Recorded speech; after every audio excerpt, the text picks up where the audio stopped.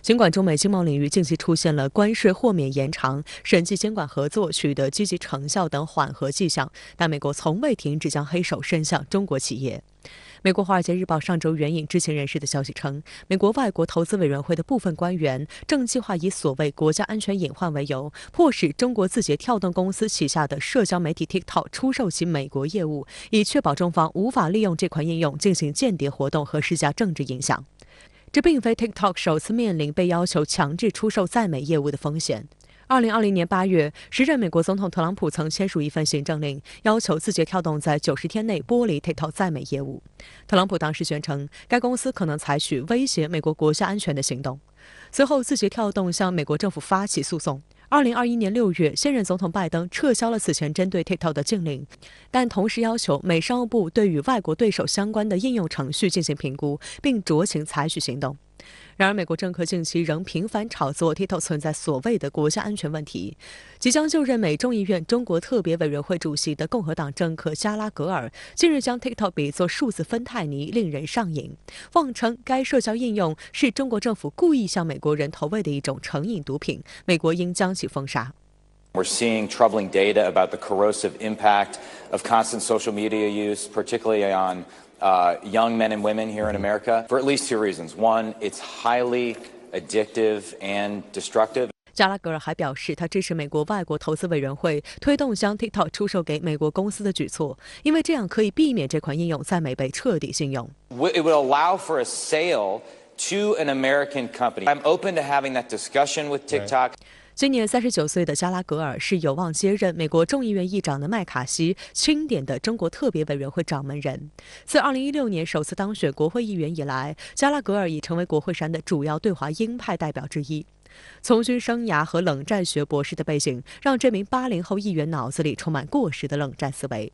此外，加拉格尔在台湾问题上也持非常激进的立场，近年来一直在推动美国对台政策转向战略清晰。他还提出所谓武装台湾法案，扬言美国需要将台湾武装成一支刺猬。美国国会的这个中国特别委员会呢，一直呢是以反华急先锋的面目呢出现的。美国共和党呢已经扬言，就是说他们控制了众议院以后呢，他们会在一系列的领域呢展开一系列的新的活动，来针对这个拜登的政府。其中呢，把中国问题作为一个主要的问题之一来进行所谓的调查处理呢，也是美国这个共和党目前呢这个非常嚣张的反华声浪的一个组成部分。需要指出的是，加拉格尔领导众议院中国小组的前提是麦卡锡得首先当选众议长。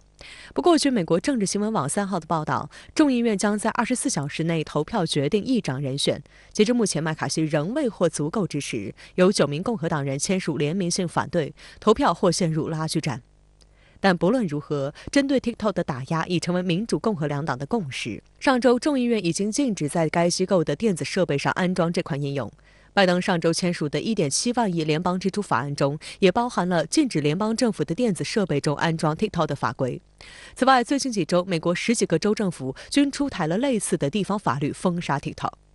有观察认为，美政府不断打压 TikTok， 既是美国党派斗争的结果，同时也可能有相关企业在背后推波助澜。美国《华盛顿邮报》近日的一篇长文就揭露了美国知名社交网站脸书的创始人、美国 Meta 公司 CEO 扎克伯格在过去1年里一直在美国政坛煽动恐华舆论，利用美国的民族主义情绪打压自己的主要竞争对手 TikTok 的内幕。但讽刺的是，扎克伯格在发展虚拟实境和元宇宙业务时，却又离不开中国工厂为其生产几乎所有相关的电子产品。值得一提的是，在美国民间层面，禁用 TikTok 遭到大面积的反对。美国沃克斯新闻网称，全美有超过2/3的青少年使用 TikTok，30岁以下年轻人用户的比例甚至要高于 Instagram、推特、YouTube 等美国本土社交平台。报道还指出，未来10年，这些年轻人将成为美国的新选民。而在刚结束不久的中期选举中 ，TikTok 已经成为选举团体接触年轻选民的有效途径。多数年轻美国网友直言，如果 TikTok 存在数据隐私泄露的风险，那么谷歌和脸书也同样存在隐忧，因此他们并不排斥 TikTok。美国的反华势力似乎他们也忘了一点，就是 TikTok 呢，它是一个受到民众广泛欢迎的一个社交软件。那么，如果这样的软件会影响中美国的国家安全的话呢，那么美国的类似的软件在世界各国呢都有广泛的用户，这是否意味着美国政府也在国家安全问题上呢实质性的威胁了世界各国呢？所以我觉得呢，从这个角度来讲呢，美国的这种做法呢，试图呢来狠狠的打击中国呢，实际上是最终的结果呢，很可能是搬起石头呢砸了自己的脚。相关话题来连线特约评论员陈斌。陈先生您好，美国禁止在联邦政府设施上运行 TikTok 后，美国众议员加拉格尔又把这款视频软件污蔑为成瘾毒品，要求在美国全面封杀。您是如何看？主持人好，对于 TikTok， 美国政要们呢一直不放过。特朗普时代呢曾想禁止，要求出卖给美国公司，但最终呢来不及禁止，他呢自己先下台了。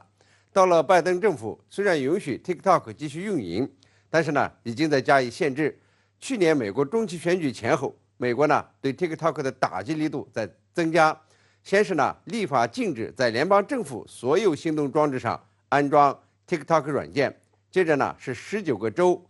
相继通过法律，这个禁止员工在州政府设备上安装 TikTok。现在呢，共和党众议员加拉格尔再次把矛头指向 TikTok， 要求呢在美国全面封杀，并把这款视频软件呢污蔑为数字芬太尼上瘾的毒品，具有极强的破坏性等等。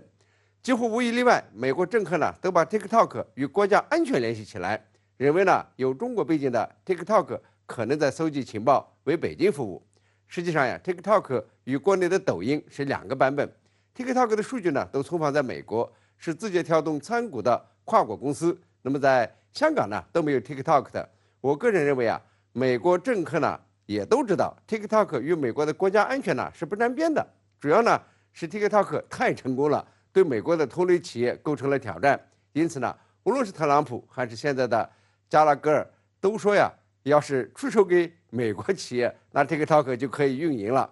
看看，如果真的影响美国的国家安全，那是任何企业都不应该运营的。这恰恰呢就说明美国呢就是要从中国企业手中抢夺 TikTok。